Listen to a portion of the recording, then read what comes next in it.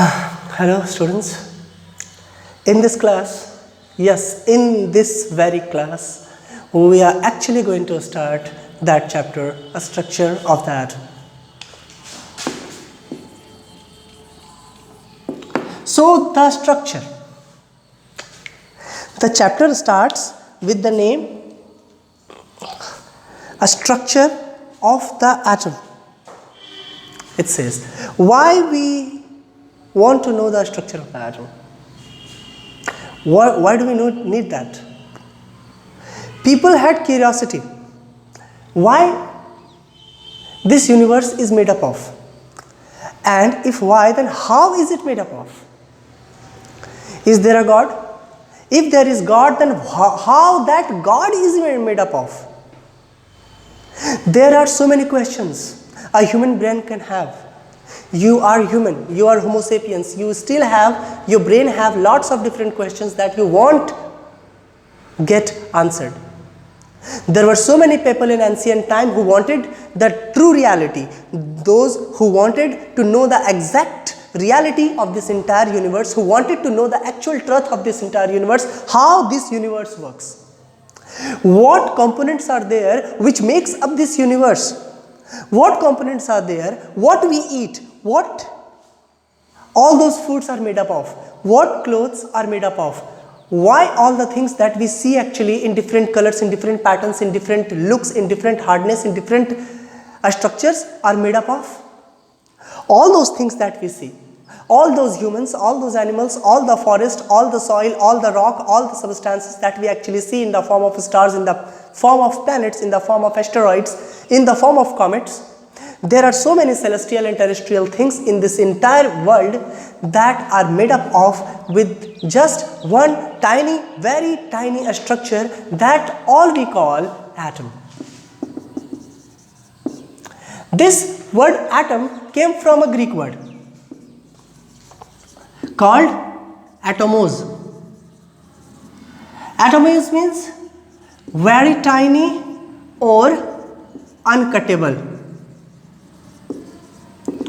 so that you cannot cut this atom, as they said. But we can now do that because we have some interesting mind-blowing technologies, so that we can still have the knowledge what inside in the atom, what in that, what components are there, and what still subatomic particles are there which are composing them. There are so many. There are thousands different particles that we call elementary particles, which actually made a atom, a single, very single atom that comes to us in the form of different elements. Hydrogen element is actually an atom. Helium, lithium, beryllium, boron, carbon, nitrogen, oxygen, fluorine, neon, sodium, magnesium, all these are what? All these are actually atoms having different number of protons, different number of neutrons, and different number of electrons, and that's why we call them elements. Any two atom having different number of protons will be called different elements. What just I said? I said any two atom having different number of protons will be called as elements, two different elements, because today we know that all the physical and chemical characteristics of any element is decided by its total number of proton, as according to Henry Moseley, okay, as you will also study in your class 10. Okay, so let's take a relief from this, and now we are going to start some new lines. Look, all the things that we see, there are 92 natural elements. 92 natural elements. People always had an idea that we are made by matter. We are made by matter. Matter that we can see, we can touch, we can feel. But how small that matter can be? If you cut a piece of cake, so how small you can cut a piece of cake? How small you can go? How smaller you can go? That tiniest moment, that tiniest piece of cake will still be a cake, but how that cake is made up of? Those different compounds that your eyes cannot see are still made up of with some very tiniest particles that are called atoms. So how atoms are, how their structures are actually being studied in this chapter.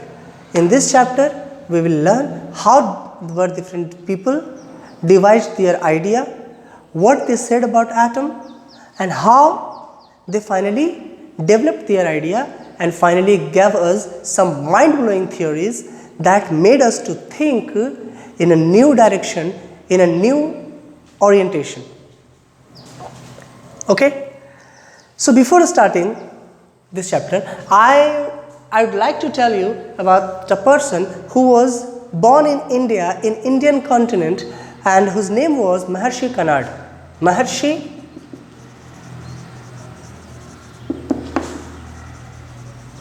around 400 BCE. Okay, it's the average time period, exactly not known. And another one person in Europe. In Europe there was a civilization called Aenean civilization. Aenean civilization, and in this civilization that gave you so many different scientists like that what we called Democritus, Pythagoras, so many different scientists that you actually know, but those ancient scientists, most of them ancient scientists belong to the same Aenean civilization, lived in Europe, who developed trigonometry, who developed different types of branches of mathematics, who developed astronomy, who developed physiology, who developed medicine, who developed what it said? I just tell you, different parts of science. They devised different branches in knowledgeable tree. They helped ourselves to look at the world in different perspectives, in different colorful perspectives. Democritus was the one around the same 400 BCE who also said about atom. He was the first who called atom, and Maharshi Kanad said that particle Parmanu. And the Parmanu is what we call atom in English and Parmanu in Hindi. So he said that Parmanu exists. Parmanu is the most smallest part, Padarth ka sabse chota kan, that we can call Parmanu. And Democritus said atomos, something, a particle, atom that you cannot cut, but it exists as it is the main fundamental particle which makes all the matter that we see, that we all are made up of, that we eat, that we wear, that we use to write, something, all the things. Okay? This chapter will tell us about the different ideas, about the different models of the atom that different scientists gave in their lifetime. Like we will study about the J.J. Thomson model. What atomic model J.J. Thomson gave? First, second. Rutherford model, where he experimented on the gold foil experiment, and according to gold foil experiment, what type of atomic model he devised. Okay, he modeled. Now the third model, Bohr model. Niels Bohr model we will study. So there were models. So first model that we will study about J.J. Thomson model. J.J. Thomson model. Joseph John Thomson. Second model will be Ernest Rutherford model. Due to gold foil experiment. I will tell you about the entire story of the gold foil experiment as I will say. Okay? And the third is Niels Bohr model. And the final model, which isn't in your book, which is not available in your book, Schrödinger model.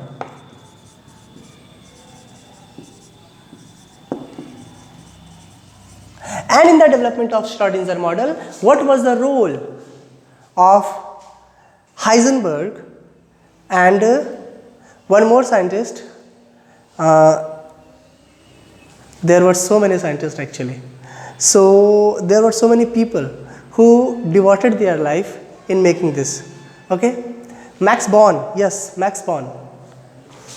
I forgot. Max Born and Heisenberg.